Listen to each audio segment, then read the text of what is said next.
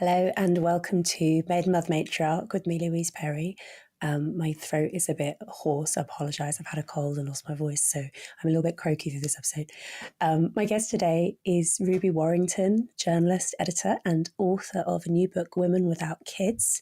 We spoke about why so many women are now either choosing not to have children, ending up not having children, how much of a grey area there is between being childless and child-free, as the terminology has it.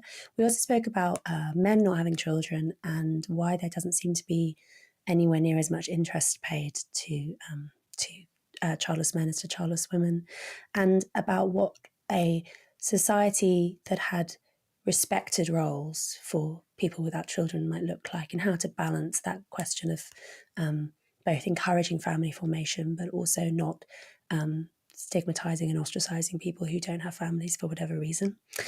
In the extended version of the episode, we then went on to talk about some of the social and political consequences of falling birth rates and the ageing society, and the political questions that all of this raises. That extended version of the episode is at louiseperry.substack.com, where as ever you will find the back catalogue of extended episodes, the MMM chat community, and also the bonus episodes I do fortnightly with my husband. Enjoy.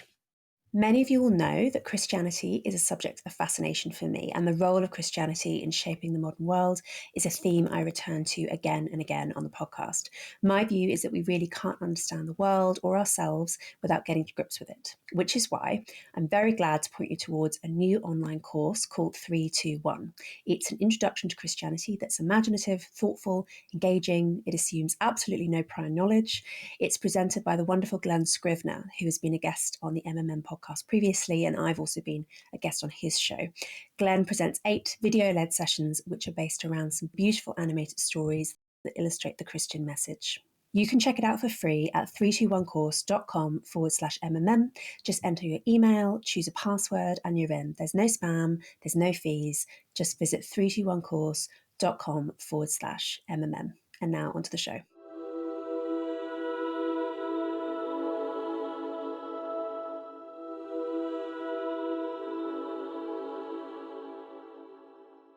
I really respect you for coming on this podcast, because from the get-go, my audience are going to have a pronatalist bias, right? Because that's something that I talk and write about quite a lot. But I think your book is very good. I think that you put forward some very important arguments, and I think it's very important to have respectful conversations about these things, and I think that makes for valuable listening for audiences who aren't necessarily persuaded from the get-go. So thank you for coming on. Thank you for having me on, because I sort of, it's a bit of a punt when I emailed you saying, hey, how about this conversation?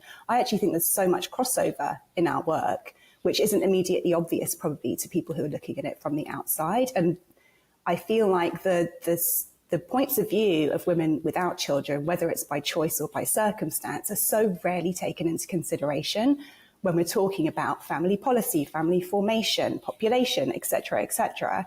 And yet our decisions about our reproductive capacity are integral to those conversations. But as you know, women without kids have always been sidelined and seen as the anomaly and the odd ones out. And so our views and experiences are not really taken into account, and yet they're actually at the heart of this conversation. It's a very emotive conversation, full stop. One of the things that's emotive from the get-go is terminology, because you'll know, of course, that there's this kind of tension between words childless and child-free. So childless is often taken as being stigmatizing, seen as something negative. Child-free is a term that some people opt for who are voluntarily child-free and are sort of trying to present that in a more positive light. You have a term which I find very interesting, which is like a third option, which maybe better describes your own experience. Yes, to speak a little bit about that binary in a way, this the child-free versus the childless, the ones who can't have kids versus the ones who won't have kids. In the book, I do sort of look at a lot of the grey area that exists in between these two extremes. to point out that actually for many people it's not as clear cut as this like life affirming, yes, I want to have children, this is my purpose, this is where I know I will find my fulfillment, to this sort of selfish, cold-hearted, narcissistic, no, there's no way I want to have children, that's not something I want anything to do with.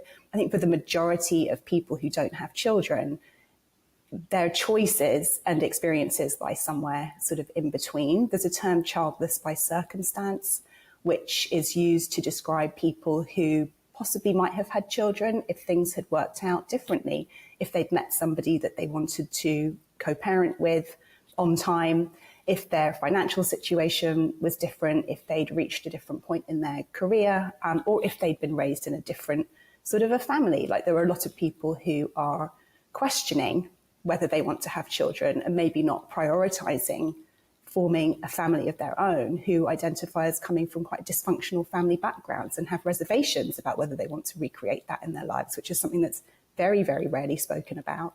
So yeah, I think there is a huge amount of grey area. And I actually discovered I started writing the book in 2020, and that summer a paper came out of the maternal psychology lab at Columbia University on a new concept termed reproductive identity. The authors of this white paper are essentially saying we've reached a point where we need more terminology to describe people's varied experiences of engaging with their reproductive potential. And so one term I found myself using after the book had come out was A-reproductive. It just sort of came out very naturally in an interview where I was trying to describe to somebody how I felt about my own sort of reproductive capacity. And it honestly feels to me like this wasn't really a decision. I didn't choose to be child-free because of all the benefits that come with child freedom. I never had any desire to have children. It was just not something that had ever been even a question for me. The only questioning I did around my decision not to have children was based on other people questioning me. Why do you not want to do this? Why are you not going to do this? The implication being that I most definitely should, and that there was probably something wrong with me if I didn't want to do it. But in the same way that some people describe themselves or identify as being asexual, meaning just having no desire for any kind of engagement sexually, I feel the same way about my reproduction. I just feel that I was made this way. And now, of course, I kind of go in the book into some sort of detail, I suppose, is to try and to unpick whether that is due to nature or nurture, and getting into if I was born this way, well, how much did the family situation that I was born into influence this feeling about not wanting to have children. So yeah, it's such a nuanced subject, which hasn't been necessarily treated that way or seen that way. And I think it's one that lends itself to caricatures as well. And I suppose the caricature that you'll hear on the right sometimes, which I'm sure you've come across, is that the reason that birth rates are plummeting. I say this as someone because I'm writing a book about birth rates dropping, and so I'm like delving into this discourse a lot. And a narrative that you'll hear on the right quite often, which I really don't like, is that this is all to do with sort of girl bosses. This is all to do with feminist ideology, discouraging women from having children, and it really places all of the emphasis on women not having children, not men not having children. It does take two to tango, right? But you don't hear as much about the men, and seeing it all in kind of ideological terms. And look, I think ideology does play a role in this, and I want to talk more about this, because there are obviously competing ideologies in the mix around natalism. But I mean, I think the figure that you give in the book, which I've heard elsewhere, is something like 90% of women who don't end up having children did want them. Maybe they were a bit ambivalent, or but they weren't dead set against motherhood. It just didn't happen for various reasons. And that is mostly what we're talking about when we talk about people not having children. The A-reproductive position is an unusual one, and I think what's also really unusual is the sort of really strident feminist position in opposition to motherhood. I'm not saying it doesn't exist, but I think its power is often really overstated, and normally actually what we're talking about is much more murky social and material kind of questions that are influencing people's family formation. Yeah, the figure of 90%, I think it's actually around 80%. These are the most recent figures that I have been able to find on this, and they're from about 2010, so really quite outdated at this point, I think. But it's around 10% are resolutely child-free. I do not want this. It's a conscious choice I'm making for myself. I have never wanted this in a lot of cases. And about 10% are more on the kind of, this is my life purpose. It's the only thing that I want to do. In fact, it's what I'm biologically wired to do. And if I do not do it, I will have failed in my mission at being human. And the 80% who exist in between are those childless by circumstance, like not necessarily sitting there, sort of weeping into their pillows at home, bemoaning or sort of bewailing the fact that they haven't been able to make this beloved dream come true, but more so just have, for whatever reason, prioritized other things. And a lot of the time, those reasons do come down to the economic inequality, which is what the feminist movement at its heart was really about addressing a lot of the time. So much about creating gender equality was about enabling women to be self-sufficient financially and not to have to depend on a man for their material well-being, their and their children's material well-being. And of course, inherent in that is the decoupling of sex from reproduction for women, because actually it is becoming a mother that makes a woman dependent in some way on others. I think I've heard you speak about this. I use this line specifically in my book. When you have dependence, you need others that you can depend on, right? Because your ability to be self-sufficient is inherently diminished as soon as you become a mother. And so I think that this is all very much intertwined. Yes, part of the, what's really driving the girl boss kind of, I'm going to be a strong, independent woman and make my own money and compete with at the same level as men. It's sort of like this idea of like, I want financial independence on steroids. But really that comes from, well, what's the alternative? Being dependent. And actually that has historically been potentially very damaging and limiting for women and for children. And so I think there's just a lot of overlap, I agree. The nature of having children as a woman is it does force you into a state of into relationships of dependency, not only obviously with your children being dependent on you, but then you end up being dependent on other adults. And those are tricky. And I don't think that we should shy away from recognizing how wrong those can go. And I, as you'll know, I am also very pro-marriage for precisely this reason, that I think it's the best relationship of dependency that you can have. Again, it's because there aren't really other especially good alternatives, and there are ways that it can go wrong. I don't share the view of some feminists, second-wave feminists, that we should just reject it entirely. I think that lesbian separatism is a very internally coherent ideology. I respect it for that, but I think that it's not. I think the vast majority of women are not going to opt for lesbian separatism, and given that, marriage is the best situation in which to have children.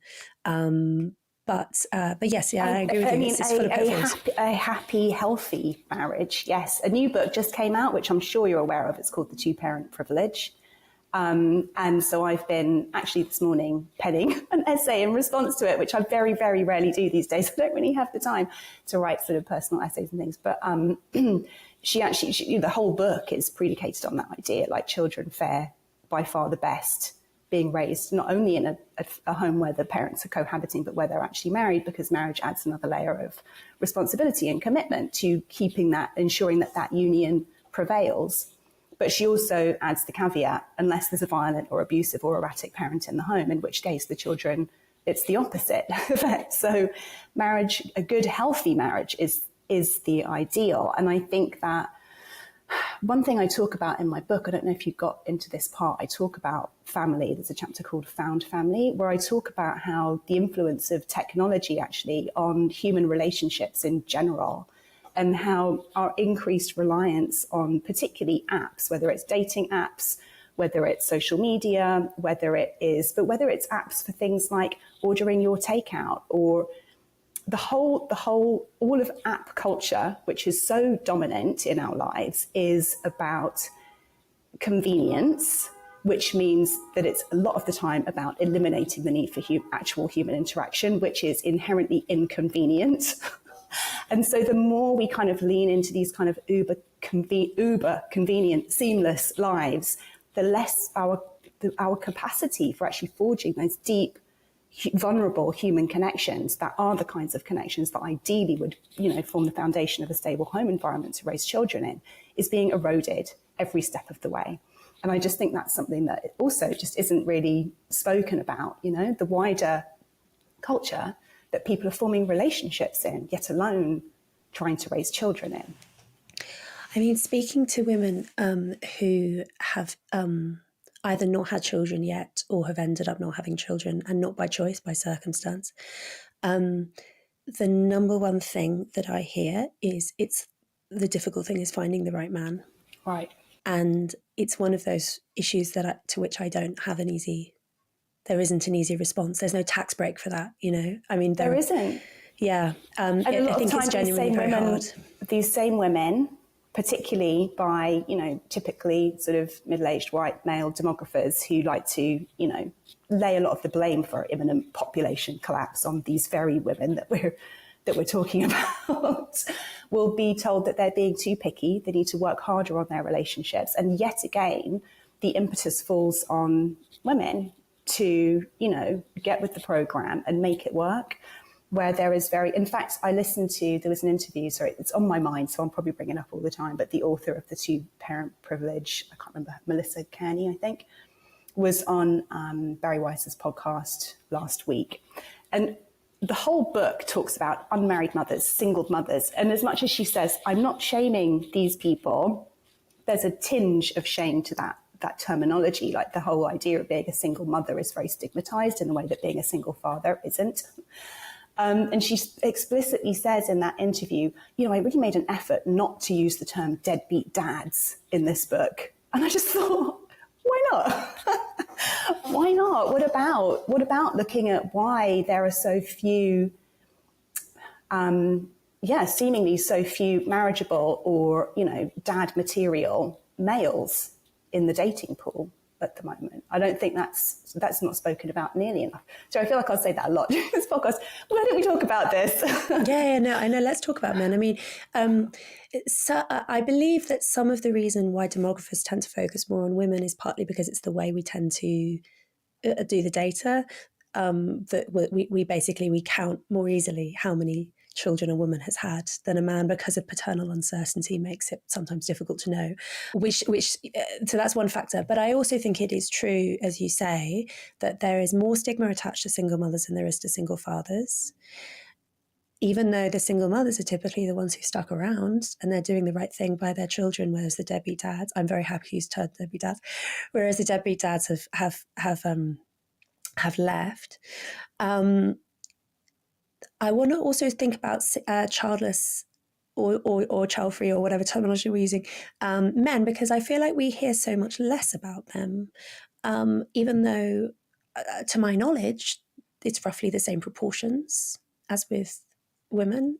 I mean, you'd expect that with the number. I don't know, maybe there's unevenness. Every child or pregnancy is the result of a male and a female, yes. There might be even more proportionately childless men, because there might be a minority of men who are having lots of children with different women.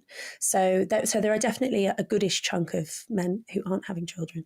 And I feel like we don't hear from them. And maybe that's because men are less interested in writing about this side of their lives. I've wondered whether it also might be because men's reproductive window is a lot longer, that men can theoretically be having children into their 70s even, that men don't reach that point in their lives where they think, oh, I'm not going to have children now. Like, it's over now. This is a definite thing, until they're quite elderly potentially. So maybe that, I don't know. What do you think? Why is it that we hear about women not having children and we so rarely hear about men not having children? Yeah, I think all of those reasons that you just touched on. I think that also womanhood is synonymous with motherhood, or has been. And that, it's only very, very recently in the grand scheme of things that is starting not to be the case. And so there's just so many centuries of cultural conditioning around women and motherhood, And I think we're sort of in the work of undoing that in some ways. And that hasn't really existed for men. And why is that? Well, it is because it is women who bear the responsibility for reproduction. You know, we are the ones who become pregnant, we're the ones who gestate babies, we're the ones who risk our lives giving birth to children, we're the ones who nurse children. There is just a deeper connection between women and children than there is between men and children biologically and therefore culturally and socially. And I think that, yes, what we've seen in the past literal, 50 going on maybe 60 years with the advent of the sexual revolution is finally a, decoupling of female sexuality from reproduction. It's very, very new. And so I think that the conditioning that we have around womanhood is synonymous with motherhood is still very present. And so, yes, there's a lot more focus on. But I think you're absolutely right. Like, for any woman, whether or not to have children, and very importantly, under what circumstances and with whom, is absolutely central to her life because of the impact that it will have on her material well-being in a way that it isn't central to men's lives. And it is a question that she is forced to reckon with in her 30s and going into maybe her early 40s in this day and age. Although actually, no, I did some research once, women have had children into their 40s throughout history. Into their 50s. There's a Wikipedia, sorry to interrupt you, but there's a Wikipedia page of like oldest mothers. It's fascinating. Which is crazy. It is, it really is. And it's not always IVF. You do occasionally have women who still have children in their 50s naturally. Yes. And normally it's like 60s, their 15th or something child. Right, exactly. But yes, sorry, go on. Yes, I mean, I just think that the whole idea that women can exist as non-mothers, whatever the reasons for that, is very sort of new in terms of it being a more mainstream concept. And so I don't think that men have had the same conditioning around my duty is to be a father, my ultimate purpose, my biological imperative is to be a father. But if we're saying that the biological purpose of human sexuality is reproduction, which I think it's one of the purposes, that applies equally to men and women, surely. But yes, men haven't had the same level of sort of conditioning around this must be central to your life. How much do you think of it as conditioning and how much is it biological? Do you think that there's an interplay between the two? I mean, I do agree with you, and I have a lot of sympathy for the experience that I've heard from lots of women who are A-reproductive, who don't have a maternal drive, where they're constantly asked when you're going to have kids, whatever, and it feels coercive. I think that's true. I think that what's kind of slightly counterintuitive is I think what we simultaneously have in the culture is that kind of pressure that you'll often get from your relatives, right? Combined with actually having quite an antenatal culture in terms of how we actually treat families and children once they come along. So, yeah, and those two things are sort of in tension. And then you have this small element, which I don't think is that, is newer and I think less influential, which is the sort of the feminist antenatalist position. But I think the main drivers are these two kind of, like, you should have children, but also once we have them, you have them, it is going to be, you're on your own. You're on your own, right, exactly, lady. And I think so much of that, the attitude you described, the second attitude there, is very much tied up with the sort of dominant, what has been, I think it's changing, the dominant narrative, that somehow women are not only biologically wired to reproduce, but we're also biologically wired to nurture and care for children. And that therefore this is a labour of love. It's something that comes naturally to women and it should not be compensated or recognised as actually a job that has economic value as well.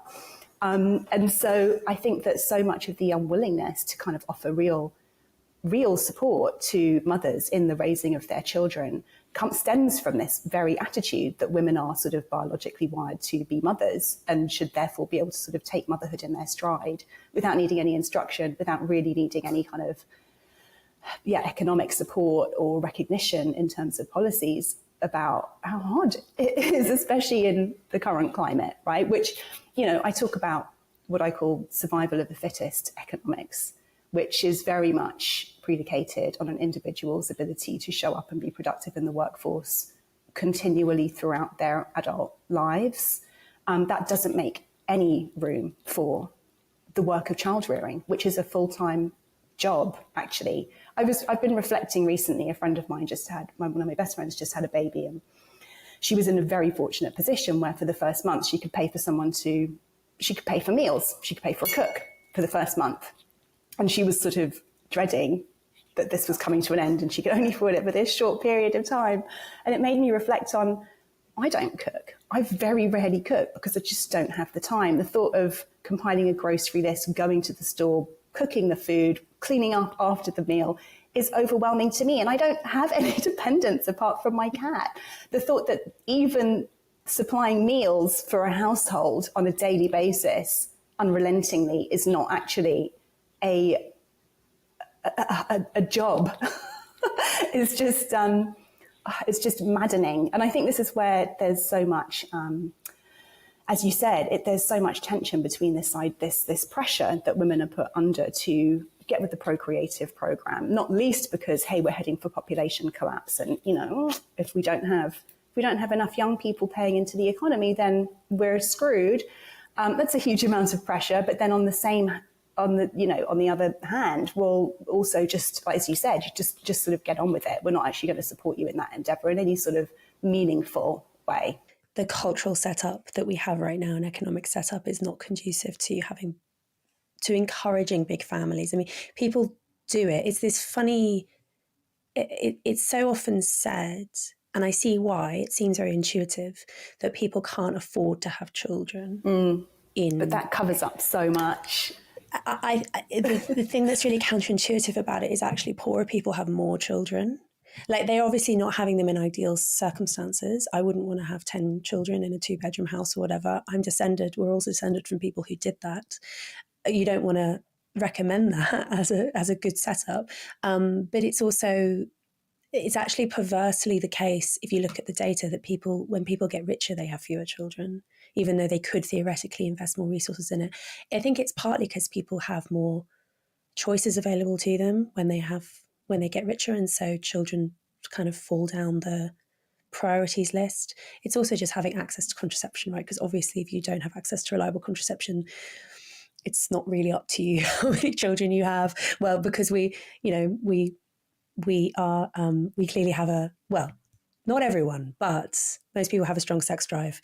And in a period without contraception, that naturally led to having children, whereas of course now it doesn't. So the two have been decoupled.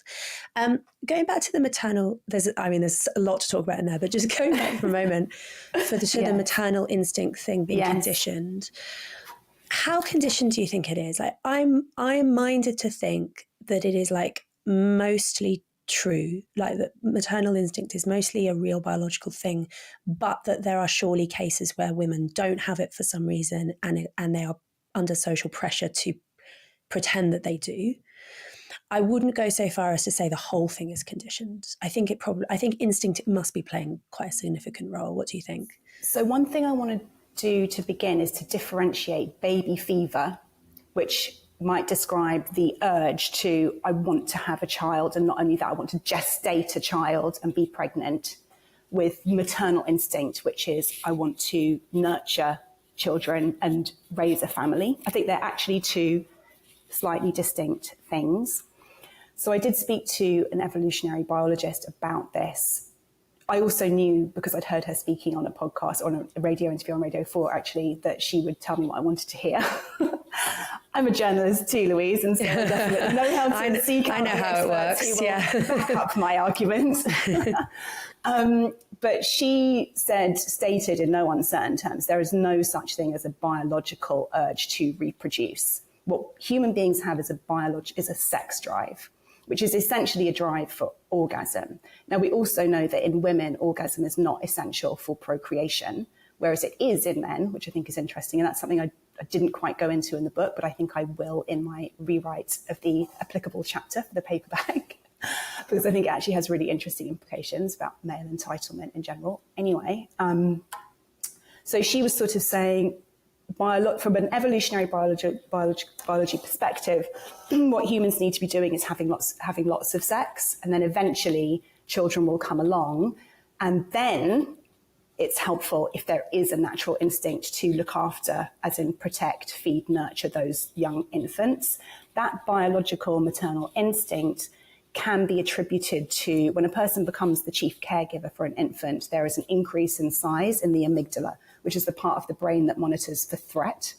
I heard you speaking on an episode, I think I was listening to it yesterday, where you were talking about this almost incessant sort of OCD checking of whether or not your child is breathing.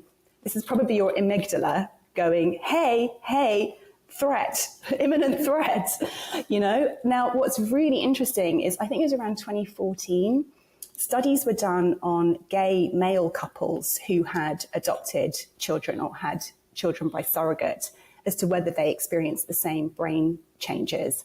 And they did.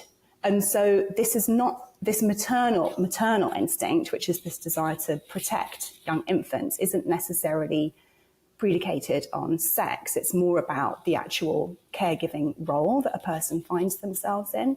Now, of course, typically that has traditionally been women.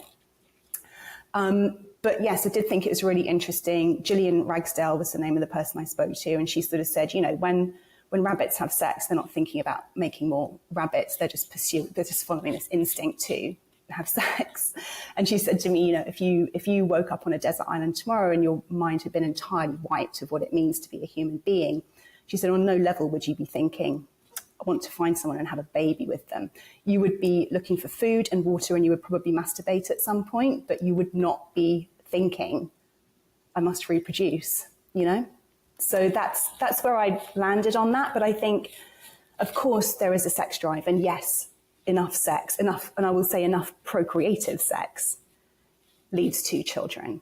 But then how do we explain homosexuality? How do we explain masturbation? How do we explain any non-penetrative sex and humans' desire and urge for those kinds of sexual activities? So what do you think's going on with baby fever then, as distinct from baby fever? So there's a fascinating book, I think you'd probably find it really interesting, by an Israeli social scientist called Orna Donat. It's called Regretting Motherhood. She describes baby fever as often very much about a desire, a very real desire for family, a real desire for intimacy with other human beings, a very real desire for being seen as valid and a respectable member of your community. So she would say that it is entirely conditioned, but of course she's also coming off the back of speaking to lots of women who are like, wait, I thought I was bamboozled into this. This isn't what I wanted for myself personally. And so, yeah, I mean, I don't know. And I think it would be really interesting for more studies to be done on this subject, you know, how much of this is conditioning and how much of this is biology. Yeah, I've never had real baby fever, I suppose. I've heard women speak about it as like a very, very intense thing sometimes. I think particularly yearning. Yes, and particularly if you're going through IVF. IVF seems to trigger like very intense emotional phenomena, partly because of the hormones you have to take to trigger ovulation, and partly because it's just a fairly brutal process of like, will it be this month? Oh no, I've just lost another 10 grand. And I think there's a lot of fear of failure tied up in that as well. This idea right. that if I can't do this, then I am not a valid woman. Then there's something, you know, terribly wrong with me. Yeah. So I've heard women talk about having very intense baby fever. I've never experienced it per se, but I have been finding lately that we have a 2.5-year-old, and I find myself when he was little, I didn't look at other babies out and about and think, oh, I want another one. It took a little while until I thought I want another one. And now when I'm out and about and I see a little baby, I look like greedily at the little baby, and I'm like, oh, I'd love to have another baby, which I maybe is baby fever. I think it is clearly the case that one's degree of sort of one's broodiness, shall we say, to use a less scientific term, is varies between individuals. It clearly does. And I think I've always been a more broody person, and some people just clearly aren't. There is clearly natural variation between individuals. And I guess pre-contraception, your reproductive system didn't care, especially if you had sex, then you would have children, and that was that. Exactly. And I mean, speaking, there are definitely women in my family lineage who I think probably should not have been mothers, because it was very deeply incompatible with who they were as individuals, and it caused a huge amount of pain and suffering. And I think that's in lots of people's family histories as well. So the opening chapter of the book I called The Motherhood Spectrum, and as much as talking about this idea of like the can't have kids versus the won't have kids, I also speak about actually, rather than this being a purely biological instinct, it makes absolute sense that everything from a person's basic personality to the family they were raised in, to the community that they're growing up in, to the religious programming that they've received, to their relationship status, to their financial status, all of these things are going to impact a person's desire and aptitude for parenthood. And actually, isn't it great that we have the choice, or the opportunity rather, to weigh all of these factors into what is an irreversible, lifelong decision that is going to impact every single aspect of our lives in perpetuity. And so, yeah, I do. Yeah, of course there is a biological urge. And when I spoke to a dear friend of mine who had twins after multiple rounds of very grueling IVF. And I just wanted to know, what made you keep going? It just looked so terribly painful.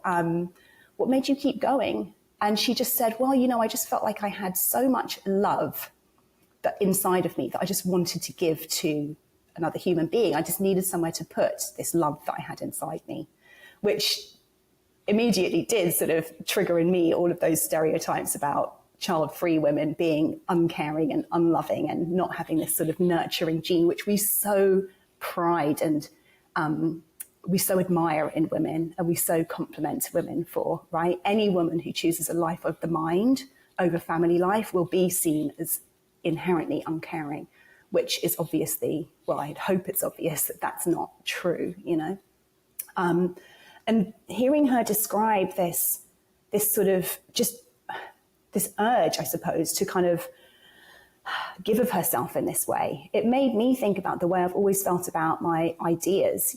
I've always, from a very young child, had just ideas for things I wanted to put into the world and things that I wanted to do. And I feel like, at this point, I've published 6-7 books. I had quite a successful career in journalism in the UK, and people will often look at me and sort of say, wow, you're really prolific. You've really done a lot with your career. And I have, and I think I've actually been driven by a similar sort of urge to what she was describing. I just have so much that I want to put out into the world. But for me, it makes the most sense, taking all of those kind of factors I touched on into account, for me to focus on that from a career perspective. A dear friend of mine and former guest on this show, Nina Power, we've spoken about this quite a lot. She doesn't have children, she's probably not quite always dead against it, but certainly like ambivalent, leaning anti. And it's this really difficult balance. And I think this might be a point where we disagree a little bit about what exactly society ought to encourage. Because society has to encourage something. It's not really possible to say the nature of human sociality is that we respond to other people's opinions on things, and that there's always going to be some kind of template that people glom onto, I suppose. And what I was talking about with Nina is the fact that probably in another era, she would have been like an incredibly intellectual nun or something like that, like in the best possible way, I'm saying. Yeah. In that she describes herself as like a bit witchy, a bit eccentric, she's a philosopher, like very intellectual, not very maternal. And those women always exist. Every culture has these women, and the male counterpart, of course. And what role do they have is an important question. What if women are not going to have the traditional feminine life course, how can their skills sort of best be utilized? And actually, we were saying that in a way, nunneries are quite it sounds like I'm joking. Like, nunneries historically have often been sites of intellectual activity and of charitable work and of teaching and of all sorts of things that women can perform extremely well. And it's a way of women not having children in an otherwise very traditional culture, but still having social status, which is actually quite a hard thing to achieve. But my view, and I think you might disagree with me on this, but we'll see, is that what a society ought to try and project is it ought to try and encourage is basically motherhood and fatherhood as the default, with respected high status alternatives available for people who don't end up having children. And that's but I don't think that what society should encourage is not having children as the default, because I think for most people that's not only because there are economic and social problems, which we might get onto, but because I think actually most people do want to have children and do feel happiest when they have children. But there are clearly exceptions, and how do you deal with that is quite a difficult question. I do largely agree with you. I also think that what most people want to begin here is to feel like they belong and that they have a place to belong. And traditionally, families have been the place where we belong. And so to create more of you, more of your family, creates more reasons and opportunities to feel like you belong. So I think that's a very innate human drive. And yes, absolutely, women without kids have traditionally been outcasts. So it has been a very challenging path to walk. The witch trials, the witch hunts of the sort of 15th, 16th century did a really good job of eradicating a lot of women who didn't pursue that traditional feminine path, if you want to get a bit witchy about it. Women who perhaps might otherwise, if they were,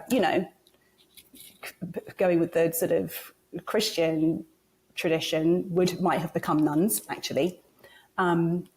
But were, many of the heretics of, I think, 15th century were specifically, abstaining from child rearing because of what they saw as corruption in the church. And they didn't like the fact that the church had so much power, not least so much economic power in communities, and so were specifically withdrawing from reproductive duties in what could be considered a sort of early stage birth strike, which I think we're actually seeing some ripples of in the current move away from procreation.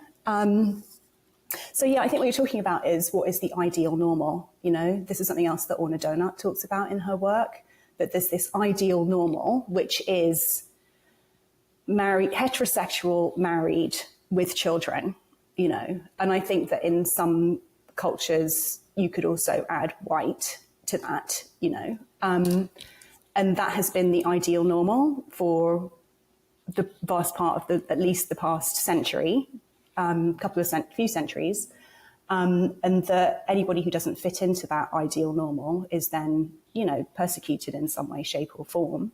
And we've definitely seen that. So I think it's like, what would be the ideal normal going forward, And I think that reverting back to the ideal normal of the 1950s is not inclusive enough for people who don't fit for whatever reason, And so I think, I love your idea about, and this is what, in the book, I can't remember if I explicitly state this, but in no way, shape and form with women without kids am I trying to encourage anybody not to have children. If anything, I'm really shining a light on why it is so difficult for people to enthusiastically embark on the path of parenthood. And, let's start having real conversations about what would make that easier for people and more appealing to people as well, And also, as part of that, let's valorize the path of non-parenthood for people who have been unable, for whatever reason, to fulfill that ideal normal, and sort of look at what other ways we can. So there's social psychologist, Erik Erikson. He did a lot of work around what he saw as the sort of 7 stages of psychosocial development. I think the 6th stage of which is what he called generativity. Parenting sort of comes under generativity. Generativity is any kind of activity which in some way contributes to the greater good, and in particular sort of to the good of the future generations. And he talked about generativity taking many different forms. For example, he talked about cultural parents and the idea that, you know, people who have any kind of sway in the wider culture outside of the home actually also have a responsibility to future generations. And I think that is something that we're seeing an absolutely massive dearth of, both in politics and particularly in business and particularly in Silicon Valley. So I think that, you know, bringing back this idea of what it means to actually be a responsible human, regardless of whether you're a parent, and how all of our actions today have an impact on future generations, is somewhere we should really be looking as well. And I think that actually people in Silicon Valley who seem intent on eradicating the need for human beings whatsoever altogether should be held to account, actually, for what's happening with the, you know, beyond sort of like industrialized automation, but moving into AI and things. You know, so many of these technologies are being introduced into the economy not to free humans up to spend more time with their loved ones and, you know, live more productive and fulfilling lives outside of work, but to do away with the need for human labor altogether in order to keep down the cost of production and maximize profits, which I just think, again, why are economists and demographers not talking about this when we're looking at, you know, looming population collapse? Are we being good ancestors? I can't remember whose quote that is. Possibly, I want to say John Maynard Keynes, but I might be making that up. Anyway, it's a good line. Are we being good ancestors? The term that's used in some Catholics use is spiritual motherhood and spiritual fatherhood. So when you're not actually, not biological motherhood and fatherhood, but playing a role of some fashion for other people, that is that of a spiritual mother and father, which I think is very beautiful, and is also, you know, not just for people who don't or can't have children, but I think for all of us actually to be better spiritual mothers and fathers in different areas of our lives, I think is, and I think that there's a very noble role for the spiritual mother and father in societies where, as we've said, it's not very easy raising children often, not so much because of lack of money per se, but because of lack of social support and the disintegration of the extended family. And I think that's where people who don't want to have children or can't have children for whatever reason have a role to play in raising the next generation in terms of being helpful and available and offering, you know, it's always very helpful to have some spare adults around to pick up the slack when the people who are doing the actual hands-on parenting reach the end of their rope, you know? And so, yeah, it's interesting though, because I've had conversations with mum friends about this, and they're like, no, I don't need you to be cooking me dinner or showing up to, like, you know, help out with the housework.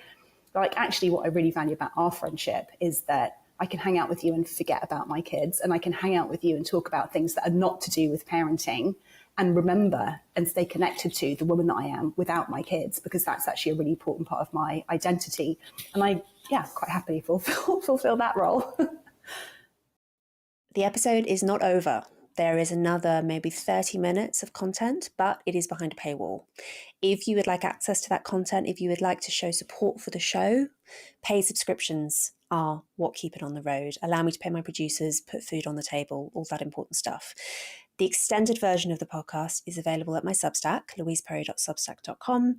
That's where you can also find, as I say every week, bonus episodes, extended episodes, the MMM chat community, all of this. Please sign up for a paid subscription. It makes such an enormous difference to my ability to keep producing the podcast and grow it even bigger, produce more episodes, all that good stuff. There are other ways that you can show your support for the show as well. You can rate and review us on Apple Podcasts. You can like us on YouTube. You can tell your friends and family how much you like the show. If you find it valuable, all of these things make an enormous difference to our ability to keep making it. Thank you so much.